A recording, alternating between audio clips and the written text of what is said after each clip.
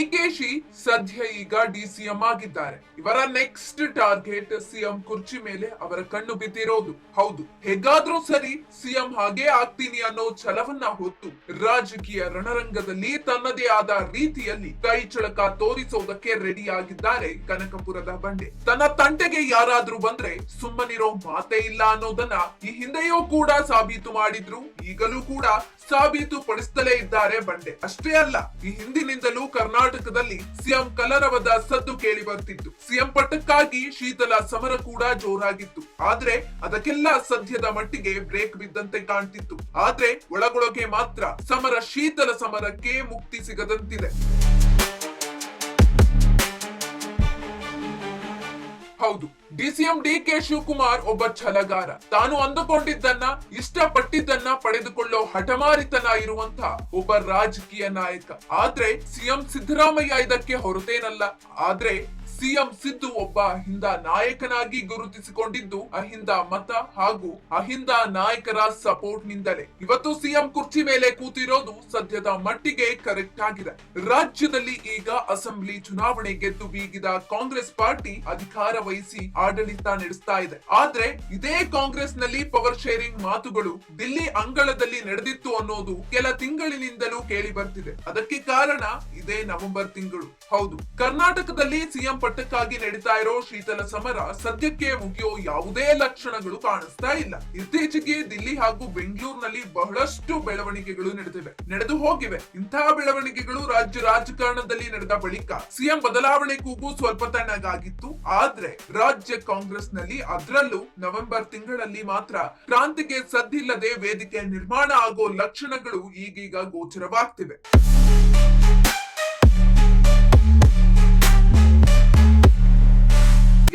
CM Siddaramaiah ವಿರುದ್ಧ DCM DK Shivakumar ಹೊಸ ದಾಳ ಉರುಳಿಸುವುದಕ್ಕೆ ಮುಂದಾಗಿದ್ದಾರೆ. ಈ ಹಿಂದೆ ರಾಜ್ಯ ಸರ್ಕಾರ ರಚನೆ ಸಮಯದಲ್ಲಿ ಪವರ್ ಶೇರಿಂಗ್ ಒಪ್ಪಂದ ಆಗಿತ್ತು. ಇದೇ ಒಪ್ಪಂದ ಮುಂಬರೋ ನವೆಂಬರ್ ನಲ್ಲಿ ಡಿಸಿಎಂ ಡಿಕೆ ಶಿವಕುಮಾರ್ ಅವರನ್ನ ಸಿಎಂ ಮಾಡೋದಕ್ಕೆ ಡಿಕೆ ಆಪ್ತರು ಹೊಸ ದಾಳ ಉರುಳಿಸೋ ನೆಪದಲ್ಲಿ ಹೊಸ ರಾಜಕೀಯ ಸಮೀಕರಣಕ್ಕೆ ಒಗ್ಗಟ್ಟಾಗಿದ್ದಾರೆ, ಜೊತೆಯಾಗಿ ನಿಲ್ಲೋದಕ್ಕೆ ಮುಂದಾಗಿದ್ದಾರೆ. ಹೌದು, ಇದೇ ವಿಚಾರ ಈಗ ರಾಜ್ಯ ರಾಜಕೀಯ ಪಡಸಾಲೆಯಲ್ಲಿ ಭಾರಿ ಸದ್ದು ಮಾಡೋದಕ್ಕೆ ಶುರುವಾಗಿರೋ ಮ್ಯಾಟರ್. ಬರೀ ಮ್ಯಾಟರ್ ಅಲ್ಲ, ಚರ್ಚೆ ಕೂಡ ಜೋರಾಗಿ ಕೇಳಿ ಬರ್ತಿರೋದು. ಒಂದು ಕಡೆ ಸಿಎಂ ಸೀಟ್ ಅನ್ನ ಬಿಟ್ಟು ಕೊಡೋದಕ್ಕೆ ಸಾಧ್ಯವೇ ಇಲ್ಲ, ನಾನೇ 5 ವರ್ಷ ಪೂರ್ತಿ ಸಿಎಂ ಅನ್ನೋ ಸಿದ್ದರಾಮಯ್ಯ ಹೇಳಿಕೆಗೆ ಇಲ್ಲಿ ಫಲ ಸಿಗುತ್ತಾ ಅನ್ನೋ ಅನುಮಾನ ಕೂಡ ಜೋರಾಗಿದೆ. ಇಷ್ಟಲ್ಲದೆ ದಕ್ಷಿಣ ಭಾರತದಲ್ಲಿ ಕಾಂಗ್ರೆಸ್ ಪಾರ್ಟಿಯ ಬಗ್ಗೆ ಗೆಲುವಿನ ರುಚಿ ತೋರಿಸಿದ್ದು ಕರ್ನಾಟಕದಲ್ಲಿ. ಅದರಲ್ಲೂ ಡಿಕೆ ಅಂಡ್ ಸಿಎಂ ಸಿದ್ದು ಇಬ್ಬರ ಒಡನಾಟ, ಇವರಿಬ್ಬರ ಜೊತೆಯಾಟ ಇಡೀ ರಾಜ್ಯವನ್ನ ಸುತ್ತಿ ಕಾಂಗ್ರೆಸ್ ಕೋಟೆಯನ್ನ ಭದ್ರವಾಗಿ ಕಟ್ಟಿದ್ರು. ಅದರಿಂದಲೇ ಇಬ್ಬರ ನಾಯಕರ ಜೋಡತ್ತಿನಂತೆ ಪಕ್ಷಕ್ಕಾಗಿ ದುಡಿದಿದ್ರು ಅನ್ನೋ ಹೆಸರು ಕೂಡ ರಾಜ್ಯ ಮಟ್ಟದಲ್ಲಿ ಹಾಗೂ ದೆಹಲಿಯ ಮಟ್ಟದಲ್ಲೂ ಕೂಡ ಗುರುತಿಸಿಕೊಂಡ್ರು. ಇದೇ ಕಾರಣಕ್ಕಾಗಿ ಇವತ್ತು ರಾಜ್ಯ ರಾಜಕಾರಣದಲ್ಲಿ ಕಾಂಗ್ರೆಸ್ ಪಕ್ಷ ಗಟ್ಟಿಯಾಗಿ ನೆಲೆಯೂರಿದೆ ಅಂದ್ರೆ ಅದಕ್ಕೆ ಕಾರಣ ಡಿಸಿಎಂ ಹಾಗೂ ಡೆಪ್ಯೂಟಿ ಸಿಎಂ.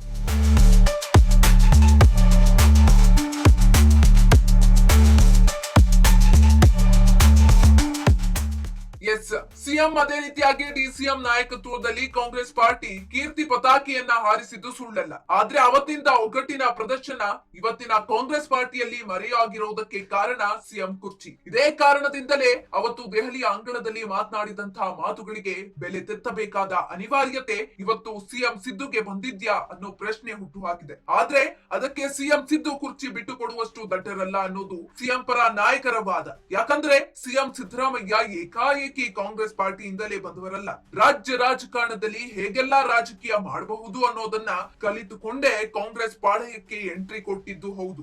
ರಾಜಕೀಯ ಚತುರ ಎಚ್.ಡಿ. ದೇವೇಗೌಡರ ಶಿಷ್ಯನಾಗಿ ರಾಜಕೀಯದಲ್ಲಿ ತನ್ನದೇ ಛಾಪು ಮೂಡಿಸಿದ ನಾಯಕ ಸಿದ್ದರಾಮಯ್ಯ. ಅಷ್ಟಿಲ್ಲದೆ ಜೆಡಿಎಸ್ ನಿಂದ ಕಾಂಗ್ರೆಸ್ ಪಾರ್ಟಿಗೆ ಎಂಟ್ರಿ ಕೊಟ್ಟು ಇವತ್ತು ತನ್ನದೇ ಆದ ಸಾಮ್ರಾಜ್ಯವನ್ನ ಕಟ್ಟಿದ್ದಾರೆ ಅಂದ್ರೆ ಅದಕ್ಕೆ ಕಾರಣ ಸಿಎಂ ಸಿದ್ದರಾಮಯ್ಯನವರ ಚಾಣಾಕ್ಷತನದಿಂದಲೇ ಅಂತ ಸಿದ್ದು ಆತ್ಮೀಯರು ಹೇಳ್ತಾ ಇದ್ದಾರೆ. ಹೌದು, ಇದೆಲ್ಲವನ್ನ ನೋಡಿದ್ರೆ ಸಿಎಂ ಸಿದ್ದರಾಮಯ್ಯಗೆ ಸಿಎಂ ಕುರ್ಚಿ ಅಷ್ಟು ಸಲೀಸಾಗಿ ಏನೂ ಸಿಗಲಿಲ್ಲ. ಅದಕ್ಕಾಗಿಯೇ ಕಾಂಗ್ರೆಸ್ ಪಾರ್ಟಿಯಲ್ಲಿ ಸಾಕಷ್ಟು ಶ್ರಮವನ್ನ ವಹಿಸಿ ಕಾಂಗ್ರೆಸ್ ಪಾರ್ಟಿಯನ್ನ ಕಟ್ಟಿ ಬೆಳೆಸಿದ್ದಾರೆ. ಅದನ್ನೆಲ್ಲ ಗುರುತಿಸಿಯೇ ಈ ಹಿಂದೆಯೂ ಸಿಎಂ ಸಿದ್ದರಾಮಯ್ಯನವರನ್ನ ಮುಖ್ಯಮಂತ್ರಿ ಸ್ಥಾನಕ್ಕೆ ಕರೆತಂದಿದ್ದು ಇದೇ ದೆಹಲಿಯ ಹೈಕಮಾಂಡ್. ಆದ್ರೆ ಈ ಬಾರಿ ಮಾತ್ರ ಸಿಎಂ ಸಿದ್ದರಾಮಯ್ಯ ಅವರ ಜೊತೆ ಡಿಸಿಎಂ ಡಿಕೆಶಿಯ ಹೆಸರು ಕೂಡ ಸಿಎಂ ರೇಸ್ ನಲ್ಲಿ ಕೇಳಿ ಬಂದಿದ್ದರಿಂದಲೇ ಪವರ್ ಶೇರಿಂಗ್ ಮಾತುಗಳು ಬಂದಿದ್ದಾವೆ.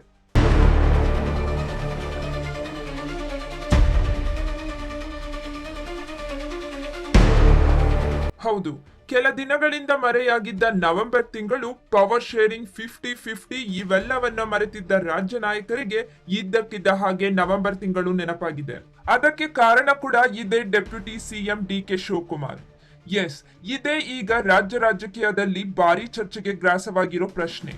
ಯಾಕಂದ್ರೆ ಡೆಪ್ಯೂಟಿ ಸಿಎಂ ಮಾತ್ರ ಸುಮ್ಮನೆ ಇರದೆ ದೆಹಲಿ ಅಂಗಳಕ್ಕೆ ತಮ್ಮ ಬಾಲನ್ನ ಪದೇ ಪದೇ ಎಸೆಯುತ್ತಿರೋದು.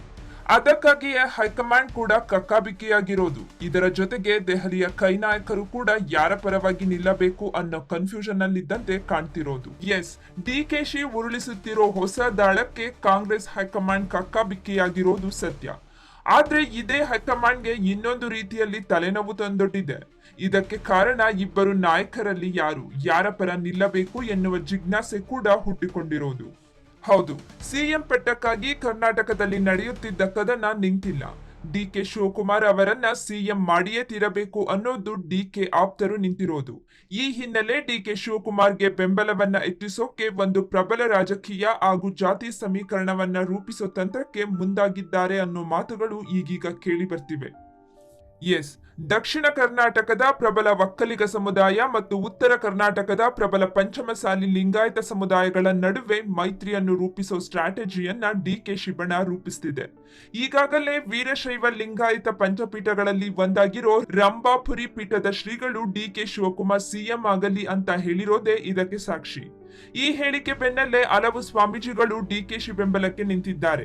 ಇದರ ನಡುವೆ ಒಕ್ಕಲಿಗ ಹಾಗೂ ಪಂಚಮಸಾಲಿ ಮೈತ್ರಿ ದಾಳವನ್ನ ಡಿ.ಕೆ. ಶಿವಕುಮಾರ್ ಉರುಳಿಸಿರೋದು ಸಿಎಂ ಸಿದ್ದರಾಮಯ್ಯ ಬಣಕ್ಕೆ ಒಂದಷ್ಟು ಆತಂಕವನ್ನ ತಂದಂತೆ ಕಾಣ್ತಿದೆ. ಹೌದು, ಡಿಸಿಎಂ ಡಿ.ಕೆ. ಒಂದು ಮಾಸ್ಟರ್ ಪ್ಲಾನ್ ಮಾಡಿದಂತೆ ಕಾಣ್ತಿದೆ. ಅದೇ ಸಮುದಾಯಗಳ ಒಗ್ಗೂಡಿಕೆ. ಅದರಲ್ಲೂ ಕೃಷಿಯನ್ನೇ ನಂಬಿರುವಂತಹ ಎರಡು ಬೃಹತ್ ಸಮುದಾಯದ ಮೊರೆ ಹೋಗಿರೋದು ಡಿ.ಕೆ.ಶಿಯ ಮಾಸ್ಟರ್ ಪ್ಲಾನ್. ಈ ಪ್ಲಾನ್ ನಿಜಕ್ಕೂ ವರ್ಕೌಟ್ ಆಗುತ್ತಾ ಅನ್ನೋ ಪ್ರಶ್ನೆಗಳು ಕೂಡ ಹುಟ್ಟಿದೆ. ಯಾಕಂದ್ರೆ ಡಿ.ಕೆ.ಶಿ ಮಾತ್ರ ಸುಮ್ನೆ ಕೂರೋ ವ್ಯಕ್ತಿಯಂತೂ ಅಲ್ಲವೇ ಅಲ್ಲ. ಸಾಧಾರಣವಾಗಿ ಮೈಂಡ್ ಗೇಮ್ ನಲ್ಲೇ ಕಾಲ ಕಳೆಯೋ ವ್ಯಕ್ತಿ. ಇದಕ್ಕಾಗಿಯೇ ಡಿ.ಕೆ.ಶಿ ಈಗ ದೊಡ್ಡ ಸಮುದಾಯಗಳ ಭೇಟಿಗೆ ಹೆಜ್ಜೆ ಹಾಕಿರೋದು.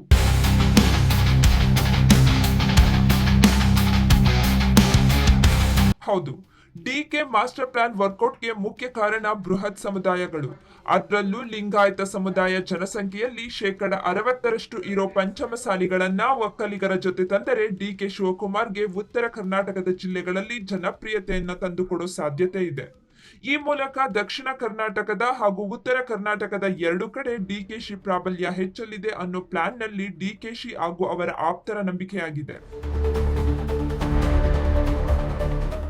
ಎಸ್, ಡಿ.ಕೆ. ಮಾಸ್ಟರ್ ಪ್ಲಾನ್ಗೆ ಈಗಾಗಲೇ ಮಹಿಳಾ ಮತ್ತು ಮಕ್ಕಳ ಕಲ್ಯಾಣ ಸಚಿವೆ ಲಕ್ಷ್ಮಿ ಹೆಬ್ಬಾಳ್ಕರ್ ಅವರಂತಹ ಪಂಚಮಸಾಲಿ ಸಮುದಾಯದ ಪ್ರಭಾವಿ ನಾಯಕರು ಡಿ.ಕೆ. ಬಣದಲ್ಲಿ ಗುರುತಿಸಿಕೊಂಡಿರೋದು. ಅದಲ್ಲದೆ ಡಿ.ಕೆ. ಶಿವಕುಮಾರ್ ಪಂಚಮಸಾಲಿ ಮಠದ ಪೀಠಾಧಿಪತಿಗಳ ಜೊತೆ ಮಾತುಕತೆಯ ಪ್ರಕ್ರಿಯೆಯನ್ನ ಆರಂಭಿಸಿದ್ದು. ವಿಧಾನಮಂಡಲದ ಮುಂಗಾರು ಅಧಿವೇಶನದ ಬಳಿಕ ಈ ಪ್ರಯತ್ನವನ್ನ ಮತ್ತಷ್ಟು ತೀವ್ರಗೊಳಿಸುವ ಪ್ಲಾನ್ ನಲ್ಲಿದ್ದಾರೆ ಡೆಪ್ಯೂಟಿ ಸಿಎಂ ಡಿ.ಕೆ. ಶಿವಕುಮಾರ್. ಹೌದು, ಡಿ.ಕೆ. ಶಿವಕುಮಾರ್ ನಡೆಯ ಹಿಂದೆ ಯಾವುದೋ ಒಂದು ಮಾಸ್ಟರ್ ಪ್ಲಾನ್ ಇದ್ದೇ ಇದೆ. ಅದಕ್ಕೆ ಕಾರಣ ಹುಡುಕಿದ್ರೆ ಸಿಗೋದು ಮುಂದಿನ ವಿಧಾನಸಭಾ ಚುನಾವಣೆಯ ಲೆಕ್ಕಾಚಾರ. ಎಸ್, ಈಗಾಗಲೇ ಜೆಡಿಎಸ್ನ ಕೇಂದ್ರ ಸಚಿವ ಮಾಜಿ ಸಿಎಂ ಎಚ್.ಡಿ. ಕುಮಾರಸ್ವಾಮಿ ಮತ್ತು ಬಿ.ವೈ. ವಿಜಯೇಂದ್ರ ಅವರ ಜಂಟಿ ನಾಯಕತ್ವದಲ್ಲಿ ಜೆಡಿಎಸ್ ಜೊತೆಗಿನ ಮೈತ್ರಿಯನ್ನ ಗಟ್ಟಿಗೊಳಿಸೋಕೆ ಮುಂದಾಗ್ತಿದೆ. ಆದ್ರೆ ಒಂದು ಕಡೆ ಒಕ್ಕಲಿಗರ ಪ್ರಬಲ ನಾಯಕ, ಮತ್ತೊಂದು ಕಡೆ ಲಿಂಗಾಯತರ ಪ್ರಬಲ ನಾಯಕ ಇರೋ ಈ ಮೈತ್ರಿಯು 2028ರಲ್ಲಿ ಕಾಂಗ್ರೆಸ್ಗೆ ದೊಡ್ಡ ಚಾಲೆಂಜ್ ಆಗೋದು ಗ್ಯಾರಂಟಿ. ಅದಕ್ಕಾಗಿಯೇ ಡಿ.ಕೆ.ಶಿ ಈಗಿನಿಂದಲೇ ತನ್ನ ಚಾಣಕ್ಯ ಬುದ್ಧಿಯನ್ನು ಉಪಯೋಗಿಸೋಕೆ ಮುಂದಾಗಿರೋದು. ಹೌದು, ಡೆಪ್ಯೂಟಿ ಸಿಎಂಗೆ ಈಗ ಸಿಎಂ ಸಿದ್ದರಾಮಯ್ಯ ಹಾಗೂ ಬಿಜೆಪಿ ಜೆಡಿಎಸ್ ಅನ್ನು ಎದುರಿಸೋಕೆ ಬೇಕಾದಂತಹ ಚಾಲೆಂಜ್. ಅದಕ್ಕಾಗಿಯೇ ಬಿಜೆಪಿ ಹಾಗೂ ಜೆಡಿಎಸ್ನ ಬಿಗ್ ಚಾಲೆಂಜ್ ಅನ್ನು ಎದುರಿಸೋಕೆ ಡಿ.ಕೆ. ಬಣ ಎಣೆಯುತ್ತಿರೋ ಹೊಸ ಜಾತಿ ಸಮೀಕರಣ ಸಹಕಾರಿಯಾಗೋ ಸಾಧ್ಯತೆ ಇದೆ. ಅದರಲ್ಲೂ ಒಕ್ಕಲಿಗ ಸಮುದಾಯದಲ್ಲಿ ಡಿ.ಕೆ. ಶಿವಕುಮಾರ್ ಪ್ರಬಲ ನಾಯಕರಾಗಿ ಬೆಳೆದಿದ್ದು ಅವರಿಗೆ ಲಿಂಗಾಯತ ಸಮುದಾಯದ ಬೆಂಬಲ ಸಿಕ್ಕಿಲ್ಲ. ಲಿಂಗಾಯತರಲ್ಲೇ ಗರಿಷ್ಠ ಸಂಖ್ಯೆಯಲ್ಲಿರೋ ಪಂಚಮಸಾಲಿಗಳ ಬೆಂಬಲ ಸಿಕ್ಕರೆ ಡಿ.ಕೆ. ಶಿವಕುಮಾರ್ ಹಾಗೂ ಕಾಂಗ್ರೆಸ್ಗೆ ಪ್ಲಸ್ ಆಗೋದಂತೂ ಪಕ್ಕಾ ಅನ್ನೋದು. ಹೌದು, ನಾನು ಸಿಎಂ ಆಗಲೇಬೇಕು ಅಂತ ಕನಸು ಕಾಣ್ತಾ ಇರೋ ಡಿಸಿಎಂ ಡಿಕೆಗೆ ಎಲ್ಲೋ ಒಂದು ಕಡೆ ಕಾಂಗ್ರೆಸ್ನ ಹೈಕಮಾಂಡ್ ಶಾಕ್ ಕೊಟ್ಟಂತೆ ಕಾಣ್ತಿದೆ. ಇನ್ನೊಂದು ಕಡೆ ಸಿದ್ದರಾಮಯ್ಯ ನಾನೇ 5 ವರ್ಷ ಸಿಎಂ ಎಂದು ಹೇಳ್ತಾ ಇದ್ದಾರೆ. ಮಾಜಿ ಸಿಎಂ ಡಿ ದೇವರಾಜು ಅರಸು ದಾಖಲೆಯನ್ನ ಮುರಿಯೋದಕ್ಕೆ ಸಿದ್ದರಾಮಯ್ಯ ತುದಿಗಾಲ್ನಲ್ಲಿ ನಿಂತಿದ್ದಾರೆ. ಇನ್ನು ನಾಯಕತ್ವ ಬದಲಾವಣೆ ಬಗ್ಗೆ ಯಾರು ಮಾತನಾಡಬಾರದು ಅಂತ ಹಿಂದೆಯೇ ಹೇಳಲಾಗಿದೆ. ಇದರ ನಡುವೆಯೂ ಡಿಕೆಶಿ ಬಣದ ಶಾಸಕರು ಡಿಕೆಶಿ ಪರವಾಗಿ ಬ್ಯಾಟ್ ಬೀಸ್ತಾ ಇರೋದು ಹೊಸದೇನಲ್ಲ. ಈ ಹಿಂದೆ ಕೆಪಿಸಿಸಿ ಅಧ್ಯಕ್ಷರಾಗಿ ಚುನಾವಣೆಯಲ್ಲಿ ಪಕ್ಷದ ಗೆಲುವಿಗೆ ಡಿಸಿಎಂ ಡಿಕೆ ಶಿವಕುಮಾರ್ ಕೊಡುಗೆ ಸಾಕಷ್ಟಿದೆ ಅಂತ ಹೇಳ್ತಿದ್ದಾರೆ. ಮುಖ್ಯಮಂತ್ರಿ ಹುದ್ದೆಯ ಬಗ್ಗೆ ಹೈಕಮಾಂಡ್ ನಿರ್ಧಾರ ಅಂತಿಮವಾಗಿದ್ರು ಸಮಾಜದ ಎಲ್ಲಾ ಸಮುದಾಯಗಳು ಮತ್ತು ವರ್ಗಗಳ ಬೆಂಬಲದೊಂದಿಗೆ ಡಿಸಿಎಂ ಡಿಕೆ ಶಿವಕುಮಾರ್ ಸಿಎಂ ಆಗೋ ಮೂಲಕ ತಮ್ಮ ಶ್ರಮಕ್ಕೆ ತಕ್ಕ ಪ್ರತಿಫಲ ಪಡೆಯುತ್ತಾರೆ ಅನ್ನೋದು ಕೂಡ ಡಿಕೆ ಆಪ್ತರ ಗುಣಗಾನವಾಗಿದೆ. ಇದೆಲ್ಲದರ ನಡುವೆ ರಾಜ್ಯದಲ್ಲಿ ಜಾತಿ ಗಣತಿ, ಒಕ್ಕಲಿಗ, ಲಿಂಗಾಯತ ಒಗ್ಗಟ್ಟು, ಡಿಕೆಶಿ ಸಿದ್ದು ಜಗಳ ಕುರ್ಚಿಗೆ ಲಾಭ ತರುತ್ತಾ ಅನ್ನೋ ಪ್ರಶ್ನೆಗಳು ಎದ್ದಿವೆ. ಇನ್ನು ರಾಜ್ಯ ಸರ್ಕಾರವು ಸೆಪ್ಟೆಂಬರ್, ಅಕ್ಟೋಬರ್ ನಲ್ಲಿ ಹೊಸದಾಗಿ ಜಾತಿ ಗಣತಿ ನಡೆಸುವುದಾಗಿ ಘೋಷಿಸಿರೋ ಹಿನ್ನೆಲೆಯಲ್ಲಿ 2 ಸಮುದಾಯಗಳ ಮುಖಂಡರು ಒಗ್ಗಟ್ಟಿನ ಪ್ರದರ್ಶನ ಮಾಡಿದ್ದಾರೆ. ಈ ಹಿಂದೆ ಎಚ್ ಕಾಂತರಾಜು ಆಯೋಗ ರಚಿಸಿದ್ದ ಗಣತಿಯನ್ನ ಒಕ್ಕಲಿಗರು ಮತ್ತು ಲಿಂಗಾಯತರು ವಿರೋಧಿಸಿದ್ರು. ಈಗ ಹೊಸ ಜಾತಿ ಗಣತಿಯಲ್ಲೂ ಕೂಡ ಒಕ್ಕಲಿಗರು ಹಾಗೂ ಲಿಂಗಾಯತರು ಒಗ್ಗಟ್ಟನ್ನ ಪ್ರತಿಪಾದಿಸುವುದಕ್ಕೆ ಮುಂದಾಗಿದ್ದಾರೆ. ಈ ಎಲ್ಲಾ ಬೆಳವಣಿಗೆಗಳ ನಡುವೆ ಎಐಸಿಸಿ ಅಧ್ಯಕ್ಷ ಮಲ್ಲಿಕಾರ್ಜುನ್ ಖರ್ಗೆಯ ಹೆಸರು ಒಮ್ಮತದ ಮುಖ್ಯಮಂತ್ರಿ ಅಭ್ಯರ್ಥಿಯಾಗಿ ಹೊರಹೊಮ್ಮಬಹುದು ಅನ್ನೋ ಮಾತುಗಳು ಕೂಡ ರಾಜಕೀಯ ವಲಯದಲ್ಲಿ ಹೊಸ ಸಂಚಲನವನ್ನ ಸೃಷ್ಟಿಸಿದೆ. ಇನ್ನು ಸಿದ್ದರಾಮಯ್ಯ ಹಾಗೂ ಡಿಸಿಎಂ ಡಿಕೆ ಶಿವಕುಮಾರ್ ನಡುವಿನ ಸಮರ ಖರ್ಗೆಗೆ ಸರ್ಕಾರದ ಟಾಪ್ ಹುದ್ದೆಯನ್ನ ತಂದುಕೊಡುತ್ತೆ ಅನ್ನೋ ಪ್ರಶ್ನೆ ಎಲ್ಲರಲ್ಲೂ ಕೂಡ ಕಾಡ್ತಾ ಇದೆ. ಒಟ್ನಲ್ಲಿ ಕರ್ನಾಟಕದ ಕಾಂಗ್ರೆಸ್ ನಲ್ಲಿ ಮುಖ್ಯಮಂತ್ರಿ ಹುದ್ದೆಗಾಗಿ ನಡೀತಾ ಇರೋ ಸಮರ ತೀವ್ರಗೊಳ್ಳುವ ಸಾಧ್ಯತೆ ಇದೆ. ದಿಲ್ಲಿಯಲ್ಲಿ ಆಗಿದೆ ಎನ್ನಲಾದ ಅಧಿಕಾರ ಒಪ್ಪಂದದ ಅವಧಿ ಮುಗಿಯಲು 3 ತಿಂಗಳು ಮಾತ್ರ ಬಾಕಿ ಇದ್ದು ಕರ್ನಾಟಕದಲ್ಲಿ ನವೆಂಬರ್ ಕ್ರಾಂತಿ ನಡೆಯುವ ನಿರೀಕ್ಷೆ ಜಾಸ್ತಿಯಾಗಿದೆ. ಹೌದು, ಒಂದು ಕಡೆ ನಾನೇ 5 ವರ್ಷ ಸಿಎಂ ಎನ್ನುವ ಸಿದ್ದರಾಮಯ್ಯ, ಮತ್ತೊಂದು ಕಡೆ ಮುಖ್ಯಮಂತ್ರಿ ಹುದ್ದೆಯನ್ನ ಪಡೆದೇ ತೀರಬೇಕು ಅಂತ ಕುಳಿತಿರೋ ಡಿಸಿಎಂ ಡಿಕೆ ಶಿವಕುಮಾರ್. ಇದರ ನಡುವೆ ಕರ್ನಾಟಕದ ಟಾಪ್ ಪೋಸ್ಟ್ ಗೆ ಮಲ್ಲಿಕಾರ್ಜುನ್ ಖರ್ಗೆ ಹೆಸರು ಕೇಳಿ ಬರ್ತಾ ಇರೋದು ಕುತೂಹಲಕ್ಕೆ ಎಡೆ ಮಾಡಿಕೊಟ್ಟಿದೆ. ಅಂತಿಮ ನಿರ್ಧಾರ ಕಾಂಗ್ರೆಸ್ ಹೈಕಮಾಂಡ್ ಅಂಗಳದಲ್ಲಿದ್ದು ಮುಂದೆ ಏನಾಗಲಿದೆ ಎಂಬುದನ್ನ ಕಾದು ನೋಡಬೇಕಾಗಿದೆ.